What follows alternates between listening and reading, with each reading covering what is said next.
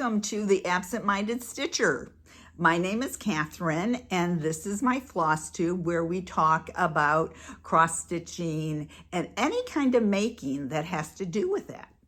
On that note, this special floss tube is a tutorial, my first, possibly my last, but it's my first. It's been a learning and growing experience, and I'm going to teach you how to make stitchy boxes out of travel jewelry cases. A little bit of history. This all started at Stitch West, where I was fortunate enough to win or pick this lovely little stitching box from my friend Ray Slade, who gifted me this box in the gift exchange.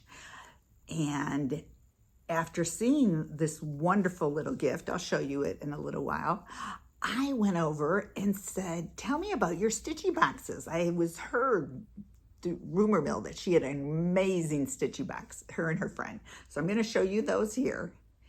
And that was it. I had seen stitchy boxes before online, but when I saw theirs, I was like, I'm hooked. I need to figure out how to make these. So I'm bringing to you my first tutorial all about stitchy boxes. So I hope you enjoy. Please subscribe and like below. Any questions, any comments, I love to hear from you. Enjoy. As I mentioned before, I wanted to show some examples of stitching cases that were either gifted me or that I've made. This is what started it all. This was when I went to Stitch West. Ray Slade, I believe, gave me this. It was full of lots of fun things, I promise you, with this incredible cross stitch in it. So this was from the gift exchange that this started it. This got me going big time. And I showed pictures of Ray's and her friends. They also speared me on. Then I decided that I was going to do a similar gift exchange for the exchange.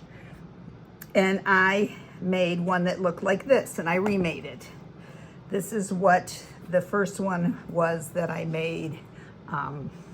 And I consider this a medium size box. And you can see there's trim along the side here, trim up here.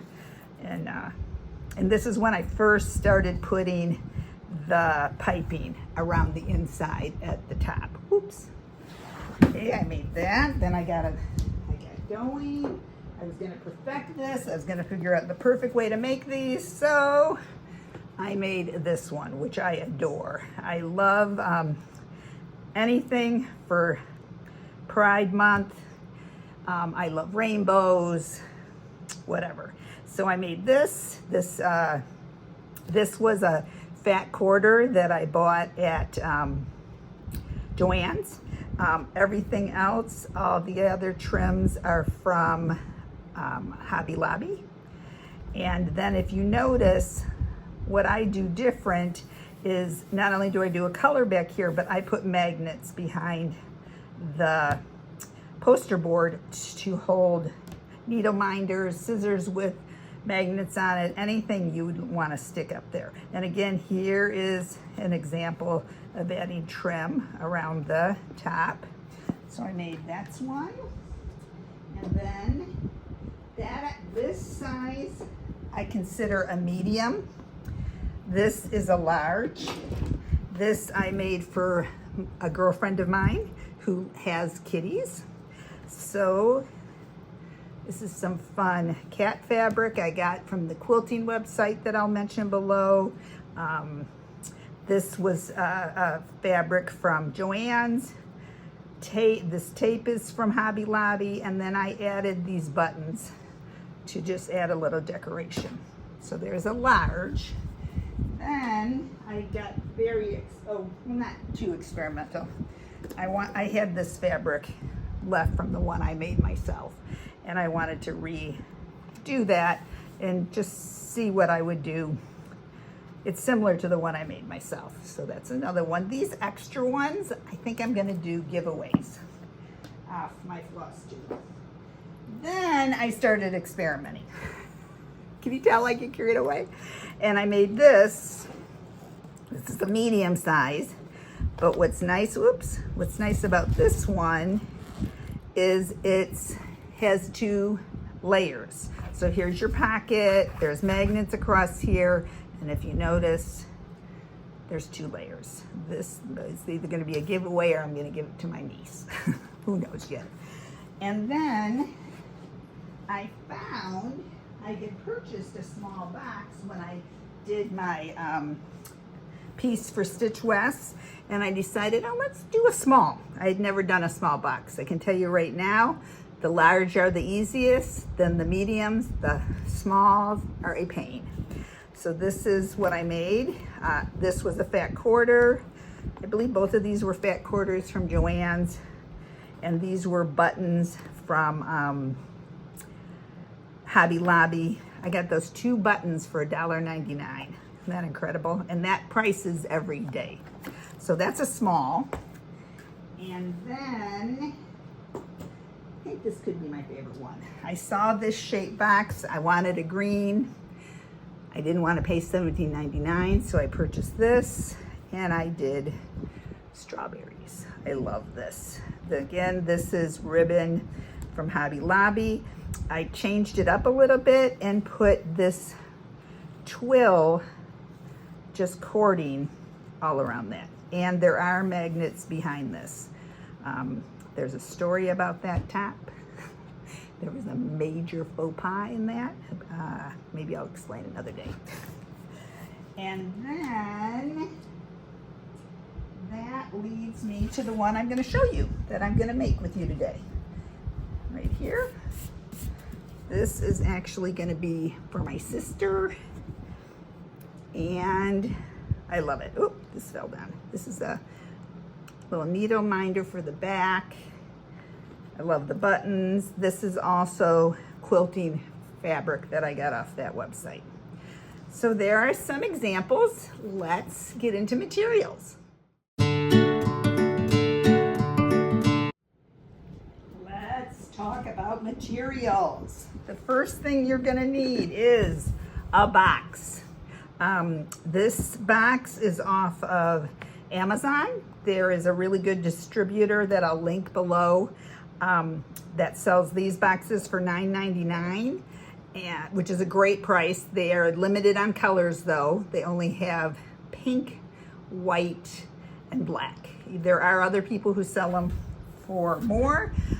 Since I've been doing many boxes, I decided to go with these, and they're great. I love them. The next thing you're gonna need, because when I do my boxes, I like to take out these tabs, because I like to cover the back with fabric and magnets. But to get those tabs out, you're gonna need a pair of pliers. You can wiggle them out with your fingers, but I have found pliers work the best. So you're gonna need a little pair of pliers. They don't need to be this fine. It can just be regular pliers too. Then the next thing you're gonna need are magnets, because after you pull out those tabs, you're gonna cover the back with magnets. And these are off of Amazon. They're business card magnets.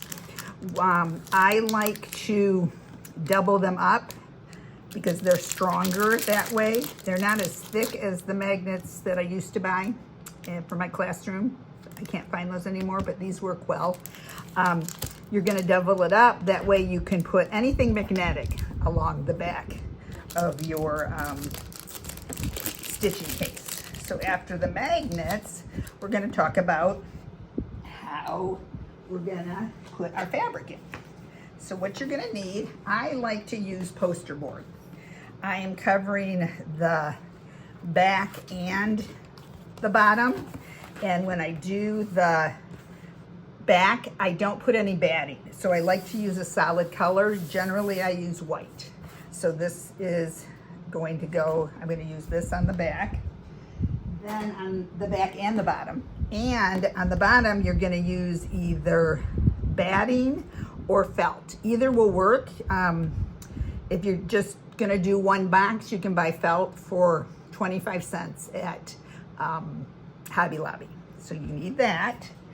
And then we're gonna need to cut our paper and our fabric. So I have a pair of fabric scissors and a pair of paper scissors. All my fabric scissors have a big red ribbon on them, so I don't mix them up and my kids don't take them or use them. In addition to that, I like to have a nice pair of embroidery scissors that has a really good tip, because sometimes you get little strings that you want to snip off.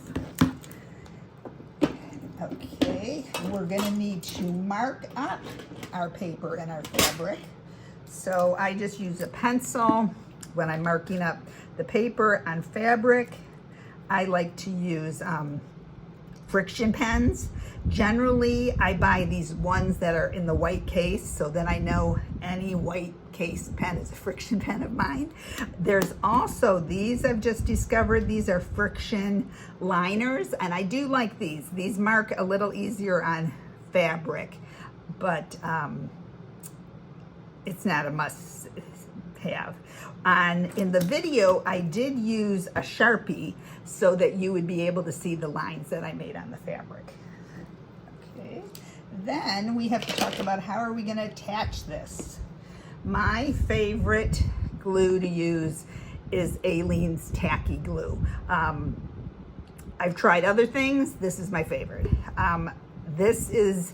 I was shown this in a Vonna Pfeiffer video as a way to store my glue, so then it's always ready for me to use. To apply my glue, I do just squirt it on in areas.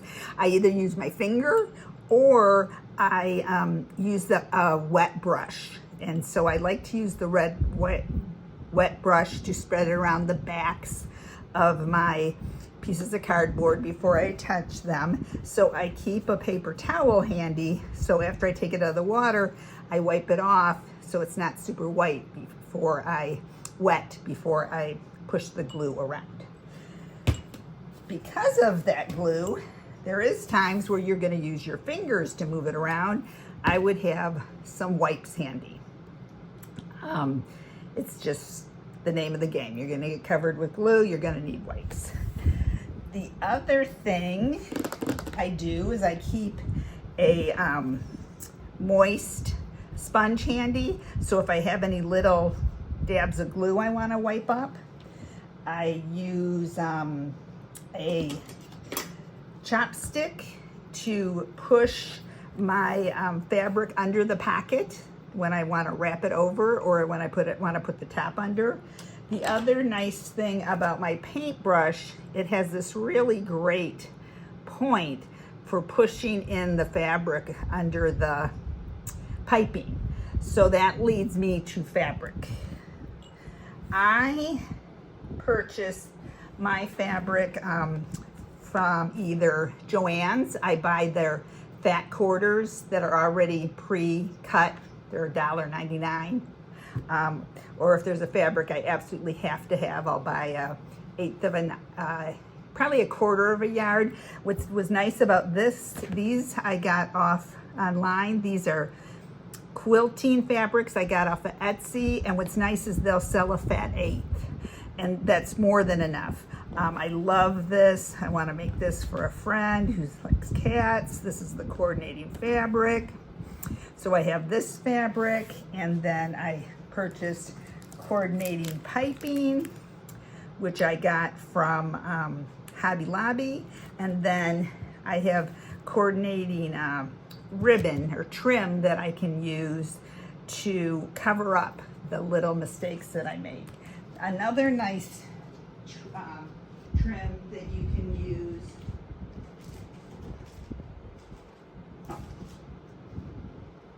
of course I go looking for it and I can't find it. Oh well, there's a lot of different trims you can use.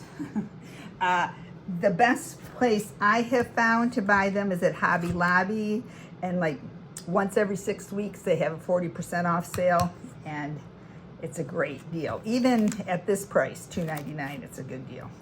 Now, the other thing that you are going to need, and I must stress this is a must-have, you're going to need an iron. Before you cut your fabrics to fit your templates, you need to make sure all these creases are out. If not, they will pop up and you will have a crease along your bottom or your back. I think that is all. So let's get into our tutorial. Take care.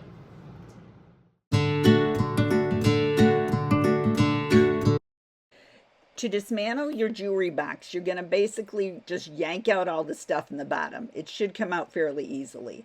Then, to get out the tabs in the back, you wiggle them back and forth, side to side, till they loosen up.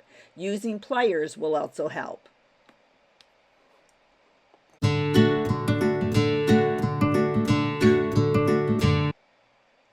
Next, we're going to apply magnets across the back. I purchased mine off of Amazon. Basically, you just peel and stick. I also like to put on double layers so it's stronger. Next, we're going to make templates for the bottom and the back. Trace the bottom of the box and then cut that template out. Trim it so it fits snugly. Next, we're going to trim that piece and make a template for the top. This one doesn't need to be as snug. You can leave a little bit of edge because we're going to add piping to make it neat and clean.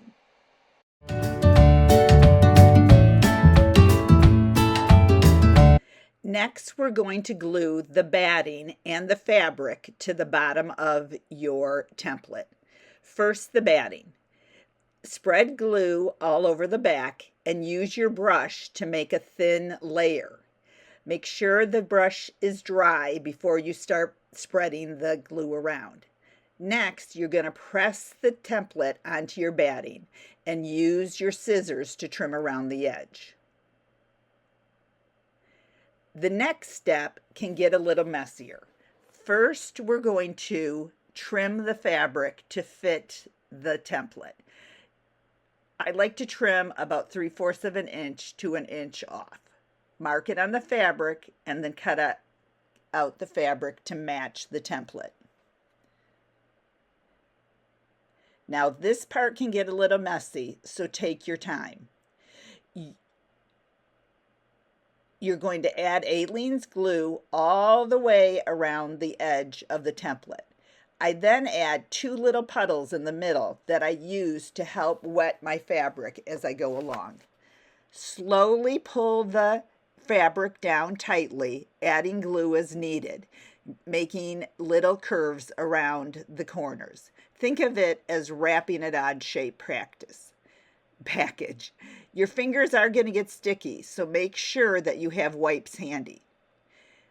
Slowly move around, folding the corners to fit, folding the fabric to fit each corner. When you're finished, we're going to add glue across the back, using the paintbrush again to spread it out thinly. Make sure to clean up your workspace as you go along.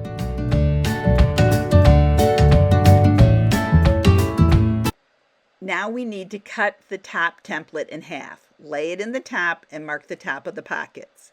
Use your chopstick to draw a straight line. Then cut this piece in half.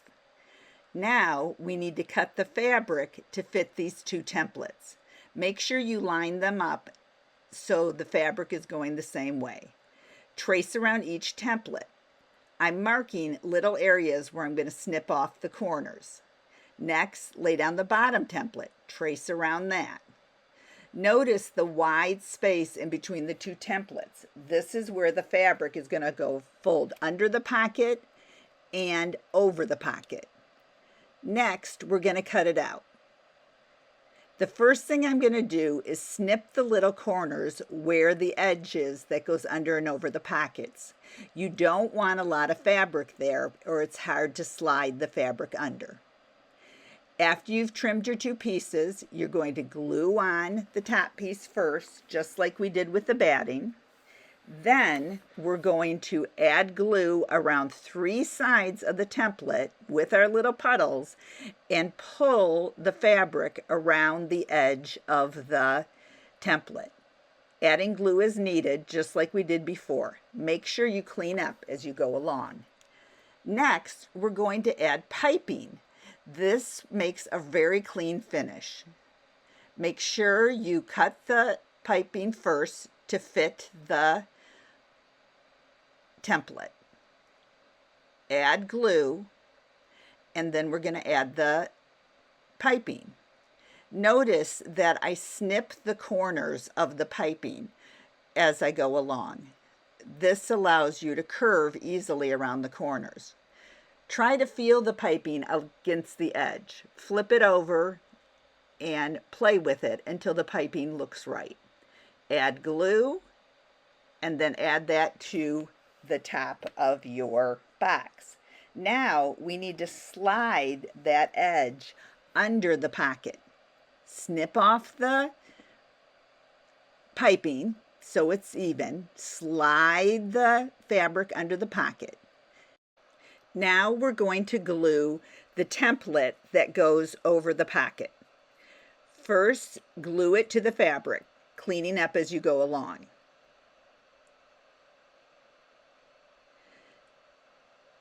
Next, we're going to add glue to the edge of the template. Don't forget to add your little puddles that helps you soak the fabric with glue as you go along. Start by pulling the fabric tightly around the corner, adding glue to the folds as you go. Continue till you've gone around 3 of the sides. Make sure you clean up as you go along. Check and see if it fits how you like. Next, we're going to add the piping. Snip the corners of the piping so that they curve as you glue them on. When you cut the piping, cut it to the edge of the template. Now add the glue, and don't forget you may need some little puddles too. Now this can get kind of tough because the piping is actually 2 layers of fabric, so you may have to soak the piping even more with extra glue so that it doesn't separate. Check and make sure the piping looks like you want it to. Readjust if necessary.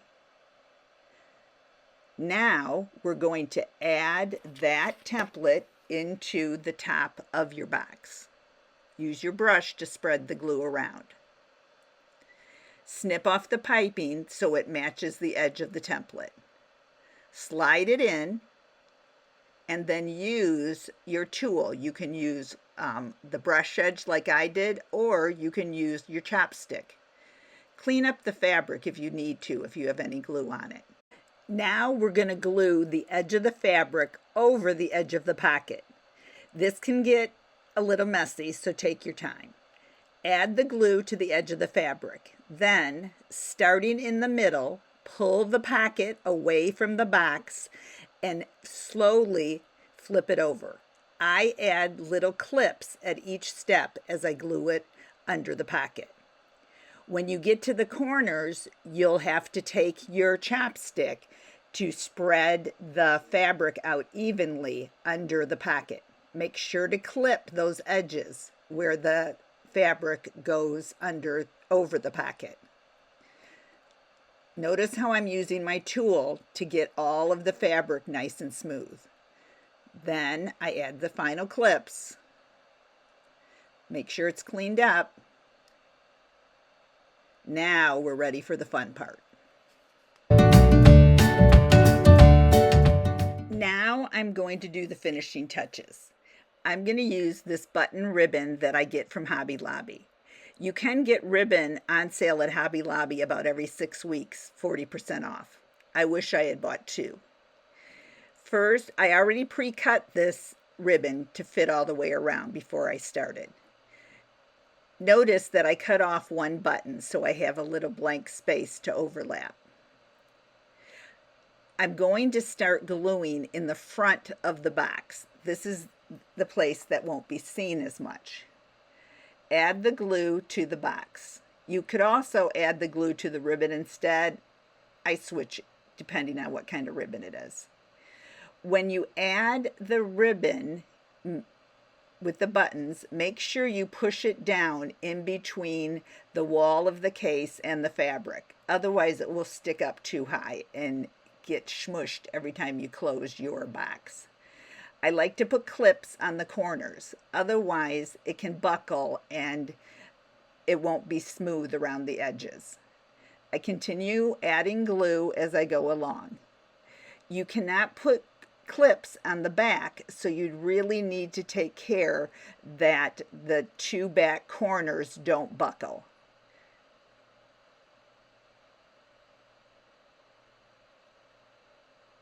Okay, now I'm just going to finish it up, go all the way around, and when I get to the front, I'm going to use my scissors to snip the ribbon and match it up evenly. Add a little glue, and the bottom half is done. Now I can take the clips off and add the ribbon to the pocket. First, I'm going to measure how much I need. I like using my little embroidery scissors so that I get nice clean edges. Notice I took a button off so that I could trim it to be very close. I'm going to start at the side and then slowly add it onto the pocket. I clip it as I go along. Pull off any loose threads and then push it across. I'm using my little tool to tuck in the edges. I'm going to start clipping in the middle and move out to the sides. All right, here we go. Finished product. Da, da, da, da, da. And there we have it. Here we go. There's the bottom. There's the top. Made a little needle minder. And that is it. If you have any questions, please add them below.